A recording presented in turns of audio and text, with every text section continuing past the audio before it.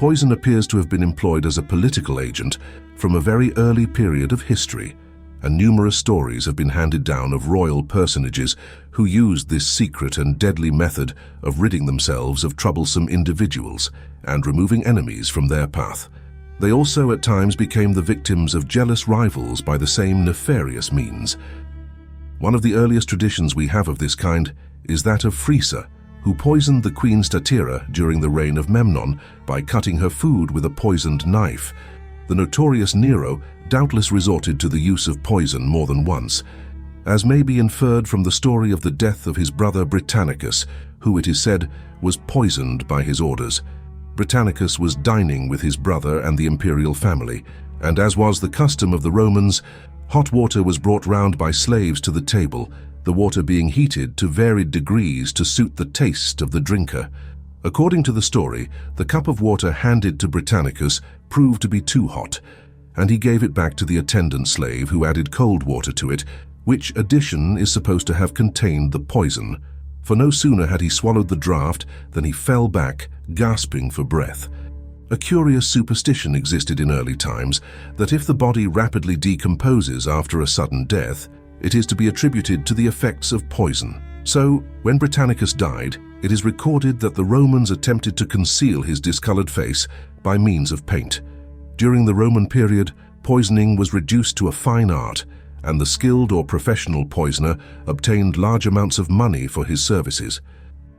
The greatest craft and cunning used to be exerted in order to introduce poison into the system, and there are many old traditions concerning the subtle methods employed, although a number of these are doubtless more legendary than correct. John, King of Castile, owed his death to wearing a pair of boots, which were supposed to have been impregnated with poison by a Turk. Henry VI is said to have succumbed through wearing poisoned gloves, and Louis XIV and Pope Clement VII through the fumes from a poisoned taper. King John is supposed to have been poisoned by matter extracted from a living toad placed in his wassail bowl, while Pope Alexander VI is said also to have fallen a victim to poison, after which, according to the chronicler, his body presented a fearful spectacle. A document drawn up by Charles, King of Navarre, throws some light on the systematic manner in which the poisoning of obnoxious persons was carried out in medieval times.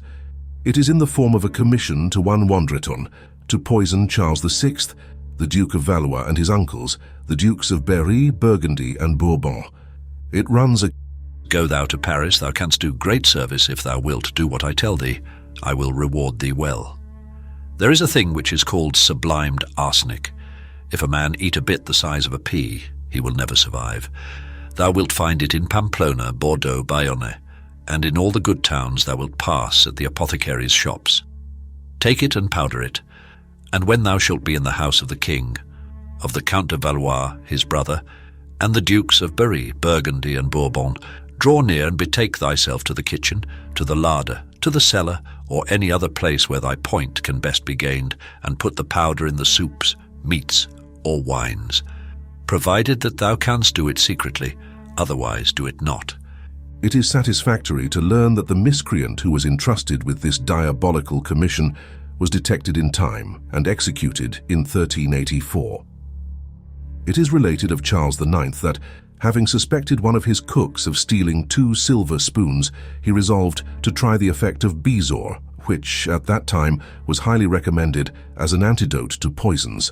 So thinking a good opportunity had arrived for testing its properties, His Majesty administered to the unfortunate cook, first, a large dose of corrosive sublimate, and then a dose of the reputed antidote.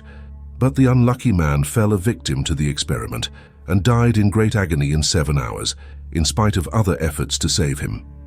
There is an old tale of the Tower that King John also figured as a poisoner and got rid of the unfortunate Maud Fitzwalter by means of a poisoned egg. In the reign of King John, the White Tower received one of the first and fairest of a long line of female victims, in that of Maud Fitzwalter, who was known to the singers of her time as Maud the Fair. The father of this beautiful girl was Robert, Lord Fitzwalter of Castle Baynard on the Thames, one of John's most powerful and greatest barons. Yet the king, during, it is said, a fit of violence or temper with the queen, fell madly in love with the fair Maud, As neither the lady herself nor her powerful sire would listen to his disgraceful suit, the king is said to have seized her by force at Dunmow and brought her to the Tower. Fitzwalter raised an outcry on which the king sent troops into Castle Baynard and his other houses, and when the Baron protested against these wrongs, his master banished him from the realm. Fitzwalter fled to France with his wife and other children, leaving poor Maud in the Tower, where she suffered a daily insult in the king's unlawful suit. But she remained obdurate and refused his offers. On her proud and scornful answer to his overtures being heard, John carried her up to the roof and locked her in the round turret standing on the northeast angle of the keep. Maud's cage was the highest and chilliest den in the Tower. But neither cold solitude nor hunger could break her strength, and at last, in the rage of his disappointed love, the king sent one of his minions to her room with a poisoned egg, of which the brave girl ate and died. In 1536, the Dauphin, eldest son of Francis I of France, died suddenly, supposedly by Catherine de Médicis, in order to secure the crown to her husband, Henry, Duke of Orléans, who became Dauphin in consequence of his elder brother's death.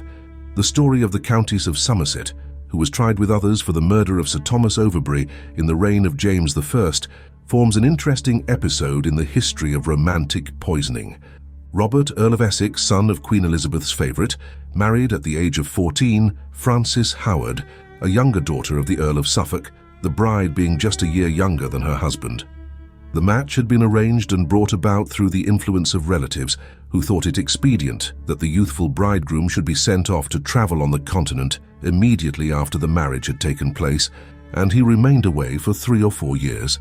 During this period, the Countess, who was brought up at court, developed into a very beautiful woman, but seems to have been equally unprincipled and capricious.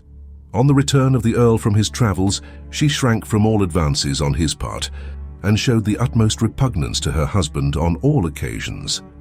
The king, about this time, had a number of young men of distinguished appearance and good looks attached to the court, and of these, one Robert Carr at length became an exclusive favourite.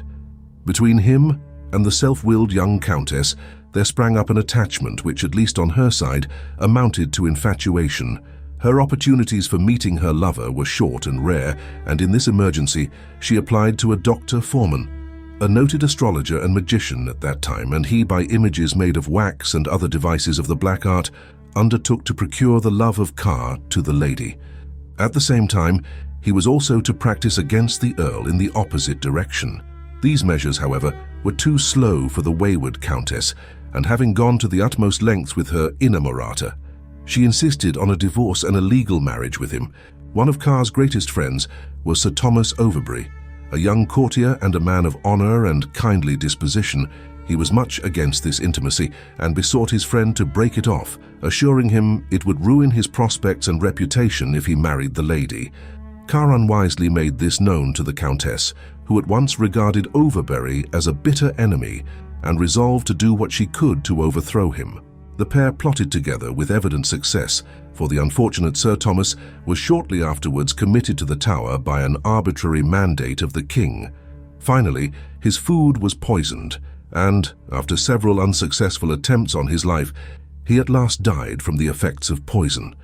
2 years elapsed before the murder of Sir Thomas Overbury was brought to light, when the inferior criminals were convicted and executed, but the Earl of Somerset and his Countess, although found guilty with their accomplices, received the royal pardon. According to some historians, Robert Dudley, Earl of Leicester, Prime Minister and favourite of Queen Elizabeth, was a poisoner of the most diabolical description. His ambition to marry his royal mistress, who, shrewd woman as she was, seems to have had no insight into his unscrupulous character, was the cause of his moving every human obstacle from his path by insidious methods. The murder of his wife Amy Robsart was the first of a long series of murders, carried out doubtless at his instigation. He was next suspected of causing the death of Lord Sheffield, of whose lady he was an admirer. The Earl of Essex is said to have been another victim. His death is described in the language of the time as having been due to an extreme flux caused by an Italian, the maker whereof was a surgeon, that then was newly come to my lord from Italy. A cunning man and sure in operation, the inventor of this recipe was known as one Dr. Julio, who was said to be able to make a man die in what manner of sickness you will.